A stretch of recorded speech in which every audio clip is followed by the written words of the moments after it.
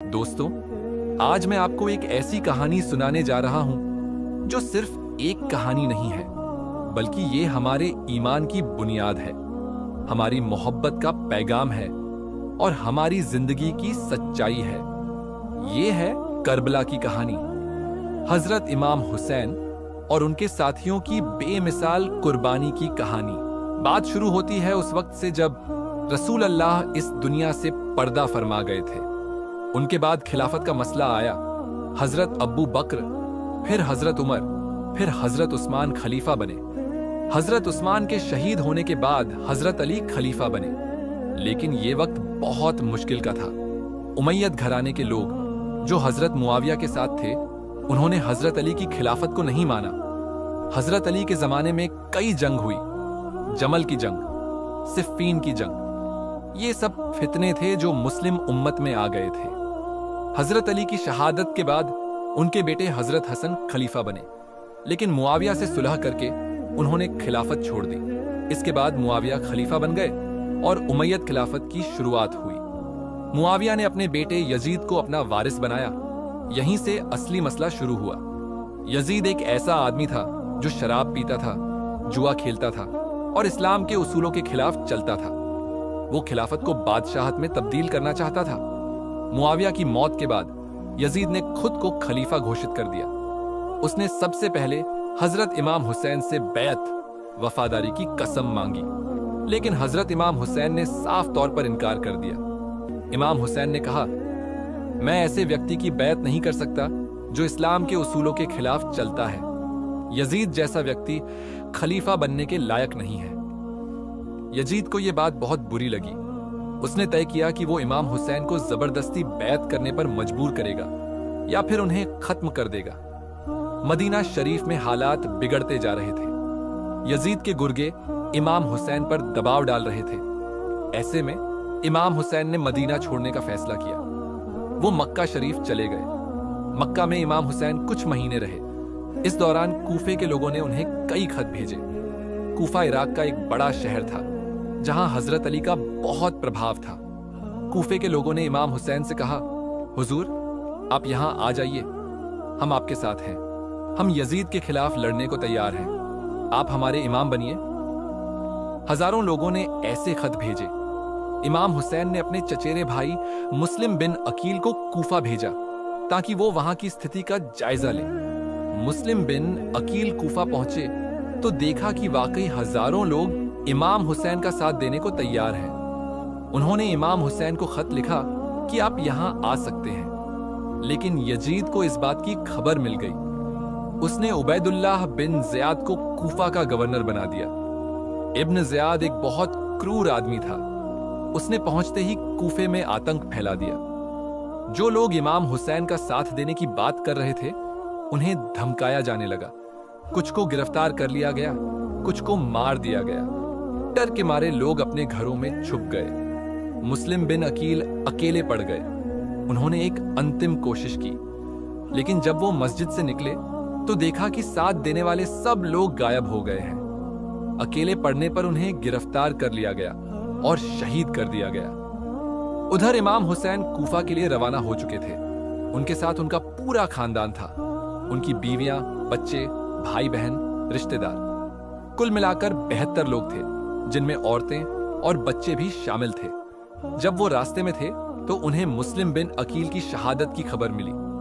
امام حسین کو سمجھ آ گیا کہ کوفے کے لوگوں نے دھوکہ دے دیا ہے، لیکن اب واپس جانا بھی مشکل تھا کیونکہ یزید کے سپاہی ہر طرف سے انہیں گھیر رہے تھے۔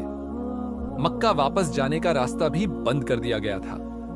امام حسین کو احساس ہو گیا کہ یہ ایک جال ہے اور انہیں مارنے کی سازش رچی گئی ہے۔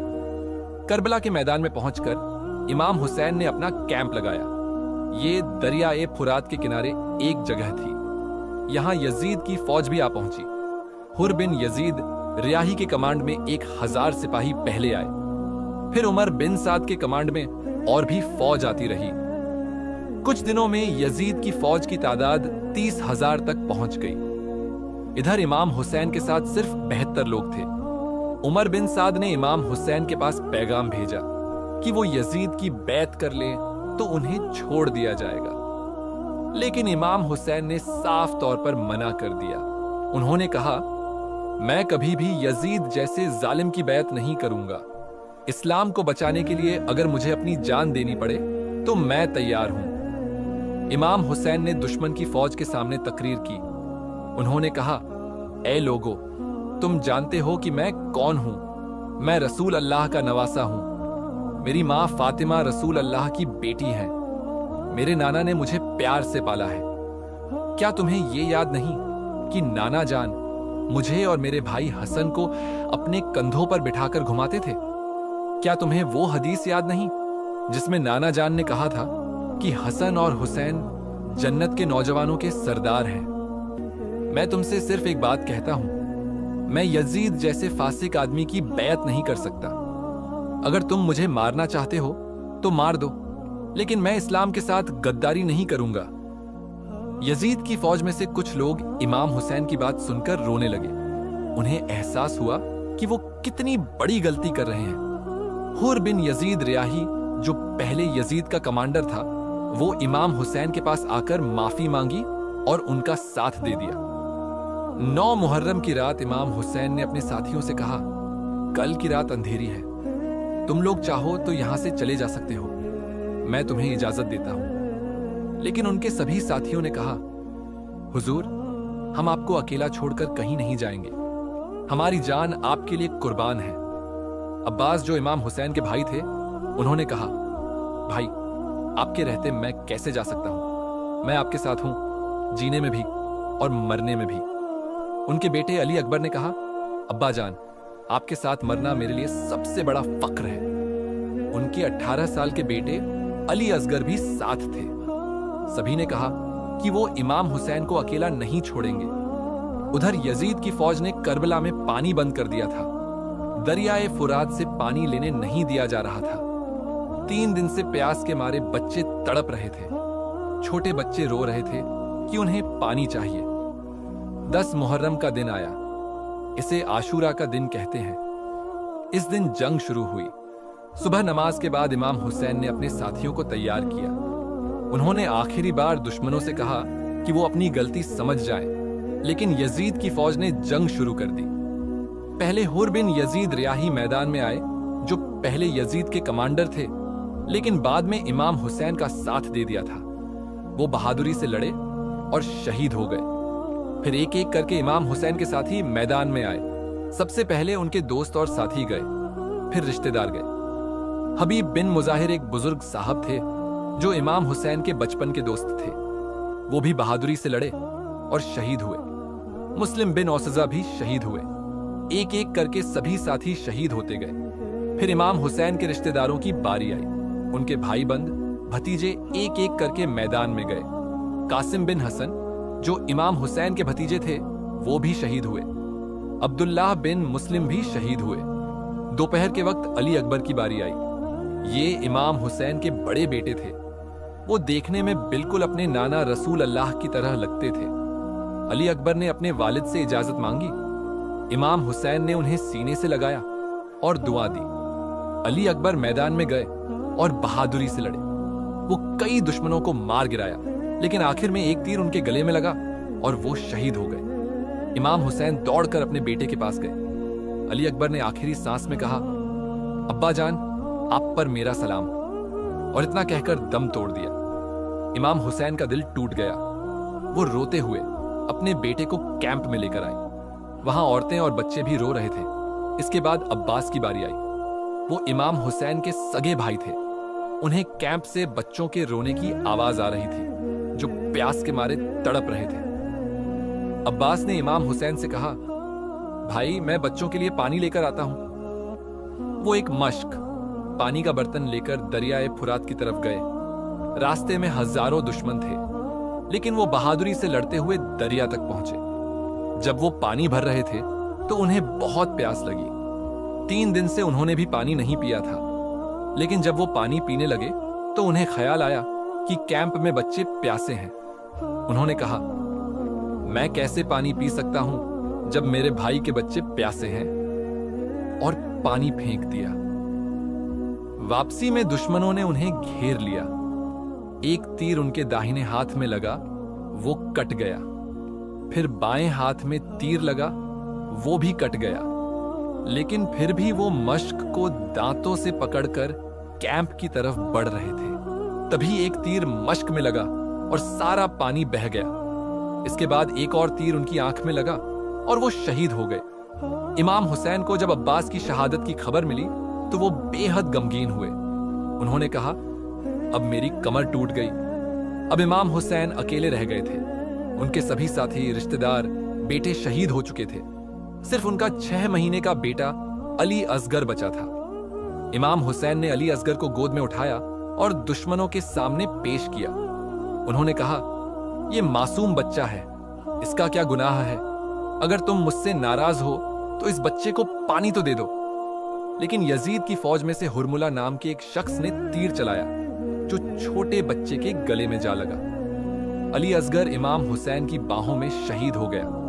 इमाम हुसैन का दिल टूट गया। वो अपने मासूम बेटे का खून अपनी हथेली में लेकर आसमान की तरफ फेंका और कहा, ऐ अल्लाह, तू गवाह रहा कि इन लोगों ने मेरे मासूम बच्चे को भी नहीं छोड़ा। अब इमाम हुसैन बिल्कुल अकेले रह गए थे। वो अपने खैमे में गए और नमाज पढ़ी। फिर अपनी बहन ज़ैनब और बाकी औरतों से इजाजत ली। उन्होंने कहा, अब मेरी बारी है, मैं भी इन सब के साथ जा रहा हूं। औरतें रो रही थीं। ज़ैनब ने कहा, भाई अब हमारा क्या होगा?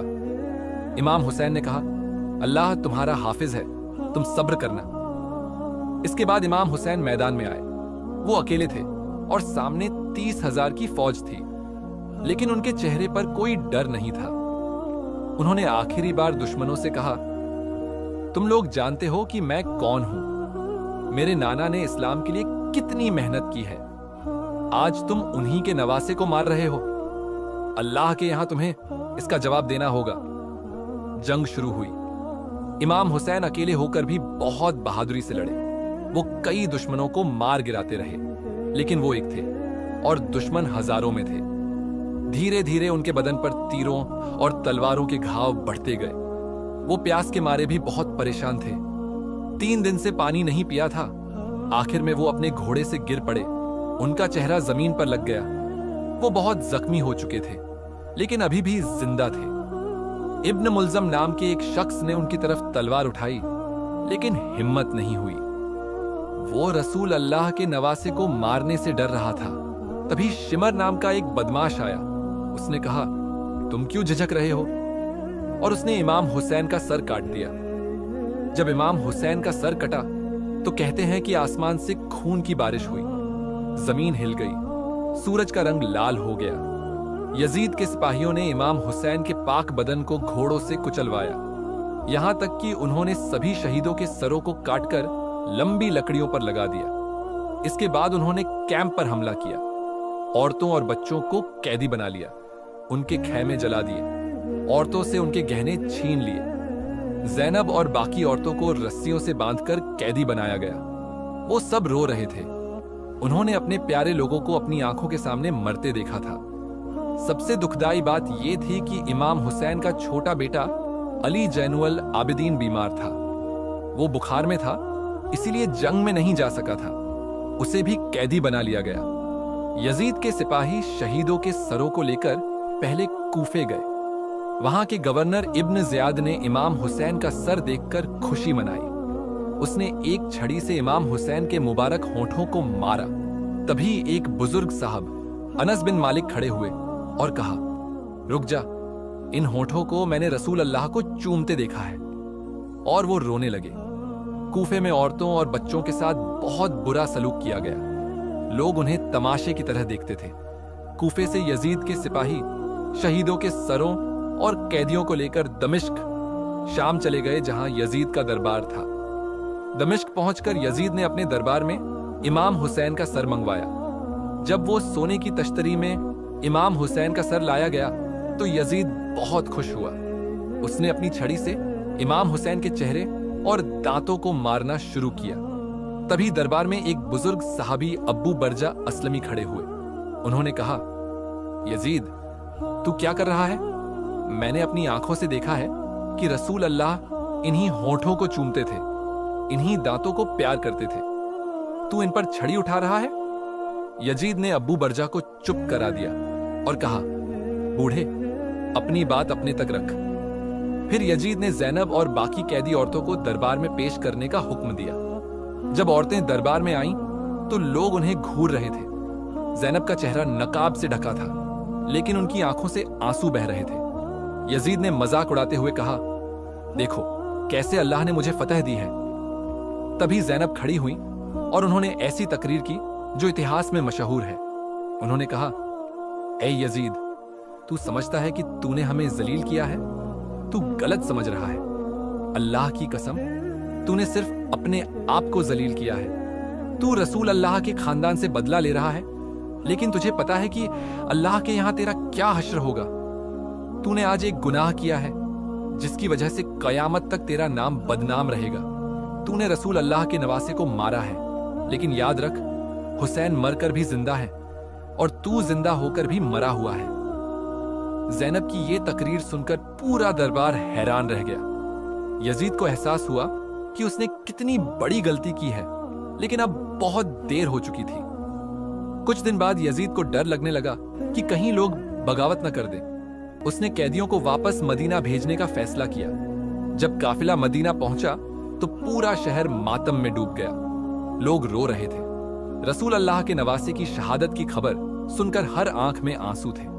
हजरत आयशा और बाकी उम्माहतुल मोमिनीन, रसूल अल्लाह की बीवियां भी बहुत रोई। उन्होंने कहा, हाय, अगर रसूल अल्लाह आज जिंदा होते तो अपने प्यारे नवासे के साथ ये सब देखकर कितना दुख होता। करबला की ये वाकया सिर्फ 61 हिजरी में हुई एक जंग नहीं थी। ये हक्का और बातिल के बीच, अच्छाई और बुराई के बीच, इस्लाम और जुल्म के बीच एक फैसला कुन लड़ाई थी। इमाम हुसैन ने अपनी जान देकर दुनिया को दिखाया कि जालिम के आगे सर नहीं झुकाना चाहिए, चाहे कितनी भी मुश्किल क्यों ना हो। उन्होंने ये सिखाया कि मौत कबूल करना बेहतर है, लेकिन अपने उसूलों से समझौता नहीं करना चाहिए। करबला के बाद पूरी इस्लामी दुनिया में हलचल मच गई। लोगों को एहसास हुआ कि यजीद कितना बड़ा गुनहगार है। कई जगह यजीद के खिलाफ बगावत हुई। मदीना में अब्दुल्लाह बिन जुबैर ने यजीद के खिलाफ बगावत कर दी। मक्का और मदीना से यजीद की हुकूमत खत्म हो गई। तौवाबीन, तौबा करने वाले, नाम का एक गुट बना, जिसमें वो लोग शामिल थे जो पहले इमाम हुसैन का साथ नहीं दे सके थे। उन्होंने कहा कि हमने बहुत बड़ा गुनाह किया है और अब हमें इसका कफ्फारा देना चाहिए। मुख्तार सकफी ने इमाम हुसैन के कातिलों से बदला लेने का बीड़ा उठाया। उसने उबैदुल्लाह बिन ज़ियाद को मारा, जिसने मुस्लिम बिन अकील को शहीद कराया था। शिमर को भी मारा, जिसने इमाम हुसैन का सर काटा था। हुरमुला को भी मारा, जिसने अली असगर को तीर मारा था। इस तरह से करबला के ज्यादातर गुनहगारों को सजा मिली। यजीद खुद भी ज्यादा दिन जिंदा नहीं रहा। 3 साल बाद 64 हिजरी में उसकी मौत हो गई। कहते हैं कि मरते वक्त वो बहुत परेशान था और कहता रहा कि मुझसे बहुत बड़ी गलती हुई है। करबला की शहादत के बाद इमाम हुसैन का नाम अमर हो गया। दुनिया भर के मुसलमान हर साल मुहर्रम के महीने में उनकी याद मनाते हैं। हर साल 10 मुहर्रम को आशूरा का दिन मनाया जाता है। इस दिन लोग रोजा रखते हैं, मातम करते हैं, इमाम हुसैन की शहादत की कहानी सुनते और सुनाते हैं। कई जगह ताजिया निकाले जाते हैं जो करबला में इमाम हुसैन के मजार की नकल होते हैं। लोग हाय हुसैन कहकर मातम करते हैं। शिया मुसलमान खासकर इस दिन को बड़े गम के साथ मनाते हैं। वो काला कपड़ा पहनते हैं, छाती पीटते हैं और रोते रहते हैं। उनके लिए यह दिन सबसे बड़े गम का दिन है। इराक में आज भी करबला शहर है जहां इमाम हुसैन का मजार है। हर साल लाखों लोग जियारत के लिए वहां जाते हैं। खासकर अरबईन के दिन जो आशूरा के 40 दिन बाद आता है, करोड़ों लोग पैदल चलकर करबला जाते हैं। ये दुनिया की सबसे बड़ी पैदल यात्रा मानी जाती है। लोग सैकड़ों किलोमीटर पैदल चलकर इमाम हुसैन के मजार पर हाजिरी देते हैं। करबला की शहादत ने पूरी इस्लामी तारीख को बदल दिया। इससे पहले मुसलमान सिर्फ जीतने वाली जंगों के बारे में जानते थे। करबला ने सिखाया कि कभी कभी हारना भी जीतना होता है। इमाम हुसैन जंग हार गए, लेकिन उनका मकसद जीत गया। انہوں نے دنیا کو دکھایا کہ برائی کے آگے جھکنے سے بہتر ہے کہ انسان مر جائے۔ آج 1400 سال بعد بھی دنیا بھر میں لوگ امام حسین کو یاد کرتے ہیں، ان کی قربانی کو سلام کرتے ہیں، لیکن یزید کا نام آج بھی برائی کی مثال کے طور پر لیا جاتا ہے۔ کربلا کی اس کہانی سے ہمیں کئی سبق ملتے ہیں۔ پہلا سبق یہ ہے کہ حق کی خاطر قربانی دینا پڑتی ہے۔ امام حسین نے اپنی جان، اپنے بچوں کی جان، اپنے ساتھیوں کی جان، سب کچھ اسلام کی خاطر قربان کر دیا۔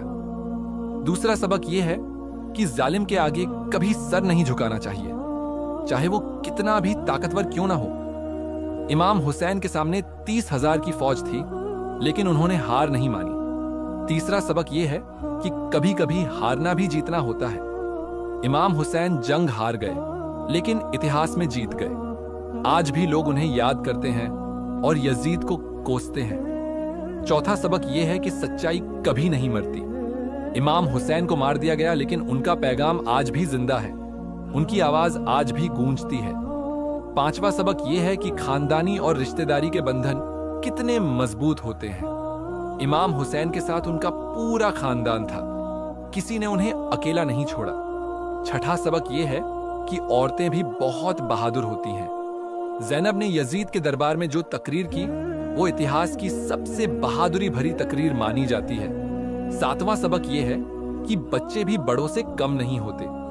علی اکبر، قاسم جیسے نوجوانوں نے اپنی جان دے کر دکھایا کہ حق کی خاطر عمر کوئی معنی نہیں رکھتی۔ آٹھواں سبق یہ ہے کہ دوستی اور وفاداری کی کتنی اہمیت ہے۔ امام حسین کے ساتھی جو ان کے رشتہ دار نہیں تھے، پھر بھی انہوں نے ساتھ نہیں چھوڑا۔ نوواں سبق یہ ہے کہ انسان کو اپنے اصولوں پر قائم رہنا چاہیے۔ امام حسین نے یزید کی بیعت کر کے اپنی جان بچا سکتے تھے، لیکن انہوں نے ایسا نہیں کیا۔ 10واں سبق یہ ہے کہ اللہ ظالموں کو کبھی معاف نہیں کرتا۔ یزید اور اس کے ساتھیوں کا برا انجام ہوا۔ کربلا کی یہ کہانی صرف اتہاس کی کتابوں میں دفن نہیں ہے، یہ آج بھی ہماری زندگی کے لیے ایک رہنمائی ہے۔ جب بھی ہمارے اوپر کوئی ظلم ہوتا ہے، جب بھی ہم سے کہا جاتا ہے کہ غلط بات کو مان لو، تو ہمیں امام حسین کی یاد آنی چاہیے۔ آج کے زمانے میں بھی کئی یزید ہیں جو لوگوں پر ظلم کرتے ہیں، کئی لوگ ہیں جو طاقت کے بل پر دوسروں کو دباتے ہیں۔ ایسے میں ہمیں امام حسین سے سیکھ لینی چاہیے کہ غلط کے آگے کبھی سر نہیں جھکانا چاہیے۔ کربلا کی کہانی سکھاتی ہے کہ قربانی کبھی بیکار نہیں جاتی۔ امام حسین اور ان کے ساتھیوں کی قربانی نے اسلام کو بچایا۔ اگر وہ یزید کی بیعت کر دیتے تو اسلام بگڑ جاتا۔ یہ کہانی یہ بھی سکھاتی ہے کہ مشکل وقت میں انسان کا اصلی چرتر پتہ چلتا ہے۔ کچھ لوگ مشکل کے وقت ساتھ چھوڑ دیتے ہیں، جیسے کوفے کے لوگوں نے کیا، لیکن کچھ لوگ مرتے دم تک ساتھ دیتے ہیں، جیسے امام حسین کے ساتھیوں نے کیا۔ کربلا کی کہانی عورتوں کی بہادری کی بھی مثال ہے۔ زینب نے دکھایا کہ عورتیں بھی کسی سے کم نہیں ہیں۔ انہوں نے یزید کے دربار میں ڈرے بنا سچ بولا۔ ام لیلہ، جو حبیب بن مظاہر کی ماں تھیں، انہوں نے اپنے بیٹے کو امام حسین کے ساتھ بھیجا اور کہا، اگر تم نے امام حسین کا ساتھ نہیں دیا تو میں تمہیں اپنا بیٹا نہیں مانوں گی۔ کربلا کی اس کہانی میں پیاس کا بھی بڑا رول ہے۔ یزید کی فوج نے پانی بند کر دیا تھا۔ یہ دکھاتا ہے کہ ظالم کتنے نیچ ہو سکتے ہیں۔ چھوٹے بچوں کو بھی پانی نہیں دیا۔ حضرت عباس کی کہانی تو پیاس کی سب سے بڑی مثال ہے۔ وہ خود پیاسے تھے، لیکن جب پانی سامنے تھا تو انہوں نے سوچا کہ کیمپ میں بچے پیاسے ہیں، میں کیسے پی سکتا ہوں، اور انہوں نے پانی پھینک دیا۔ یہ دکھاتا ہے کہ سچا پیار اور تیاگ کیا ہوتا ہے۔ آج کے زمانے میں لوگ اپنے لیے سب کچھ کرتے ہیں، لیکن حضرت عباس نے دوسروں کے لیے اپنی پیاس تک قربان کر دی۔ کربلا کی کہانی میں ایک اور اہم کردار ہے، حر بن یزید ریاحی۔ وہ پہلے یزید کے کمانڈر تھے۔ انہوں نے ہی امام حسین کو کربلا میں روکا تھا، لیکن جب انہوں نے امام حسین کی باتیں سنی تو ان کا دل بدل گیا۔ انہوں نے امام حسین سے معافی مانگی اور کہا، حضور، مجھ سے بہت بڑی غلطی ہوئی ہے، کیا میری توبہ قبول ہوگی؟ امام حسین نے کہا، ہاں، اللہ تمہیں معاف کرے گا۔ حر نے یزید کی فوج چھوڑ کر امام حسین کا ساتھ دیا और पहले शहीद हुए। इससे पता चलता है कि कभी भी सच को मानने में देर नहीं होती। अगर इंसान सच्चे दिल से तौबा करे तो अल्लाह माफ कर देता है। करबला की कहानी में सबसे दुखदाई हिस्सा छोटे अली असगर की शहादत है। 6 महीने का मासूम बच्चा जिसने कभी किसी का बुरा नहीं सोचा था, उसे भी नहीं छोड़ा गया। जब इमाम हुसैन ने उसे गोद में उठाकर दुश्मनों के सामने पेश किया और कहा कि इस मासूम को पानी दे दो, तो हुरमुला ने तीर मारा। यह दिखाता है कि जालिम कितने बेरहम हो सकते हैं। लेकिन अली असगर की शहादत ने पूरी दुनिया को हिला दिया। आज भी जब लोग उनकी कहानी सुनते हैं तो रो पड़ते हैं। मासूम बच्चे की मौत के आगे पत्थर दिल भी पिघल जाता है। करबला के बाद जो सबसे बड़ा सबक मिलता है वो ये है कि सच्चाई हमेशा जीतती है।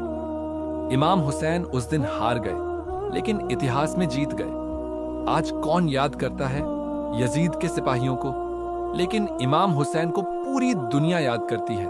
करबला ने यह भी सिखाया कि कुर्बानी का मतलब सिर्फ जान देना नहीं है। इमाम हुसैन ने अपना आराम, अपना घर, अपनी खुशी सब कुछ कुर्बान किया। उन्होंने दिखाया कि जब मकसद बड़ा हो तो इंसान को हर कुर्बानी के लिए तैयार रहना चाहिए। आज के जमाने में जब लोग छोटी छोटी बातों पर परेशान हो जाते हैं तो उन्हें करबला की याद करनी चाहिए। इमाम हुसैन ने कितनी बड़ी मुसीबत सही, लेकिन फिर भी हार नहीं मानी।